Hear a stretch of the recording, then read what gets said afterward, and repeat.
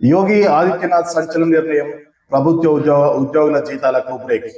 Uttar Pradesh CM Yogi Adityanath కీలక నిర్ణయం తీసుకున్నారు. రాష్ట్ర వ్యాప్తంగా ప్రభుత్వ ఉద్యోగ ఆస్తుల వివరాలను అందించాలని సూచనలు చేశారు. అవినీతి రహిత పాలన దిశగా ఆయన ఈ నిర్ణయం తీసుకున్నట్లు బీజేపీ శ్రేణులు చెబుతున్నారు. ఉత్తరప్రదేశ్ సీఎం యోగి ఆదిత్యనాథ్ కీలక నిర్ణయం తీసుకున్నారు. రాష్ట్ర వ్యాప్తంగా ప్రభుత్వ ఉద్యోగ ఆస్తుల వివరాలను అందించాలని సూచనలు చేశారు. అవినీతి రహిత పాలన దిశగా ఆయన ఈ నిర్ణయం తీసుకున్నట్లు బీజేపీ శ్రేణులు చెబుతున్నారు. ఉత్తరప్రదేశ్ లో మొత్తం 8,66,261 మంది ప్రభుత్వ ఉద్యోగులు ఉన్నారు. వీళ్ళలో 68,000 మంది ఉద్యోగులు మాత్రమే వాళ్ళ ఆస్తుల వివరాలను ఇప్పటి వరకు ప్రభుత్వానికి అందజేశారు.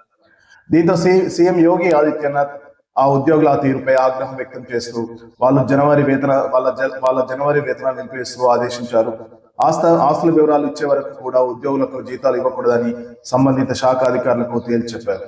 వాళ్ళపై ప్రమోషన్లు నిలిపివేయడంతో పాటు పెనాల్టీ విధిస్తామంటూ హెచ్చరికలు జారీ చేశారు. సీఎం తీసుకున్న నిర్ణయంపై నెటిజన్లు కూడా హర్షం వ్యక్తం చేస్తున్నారు.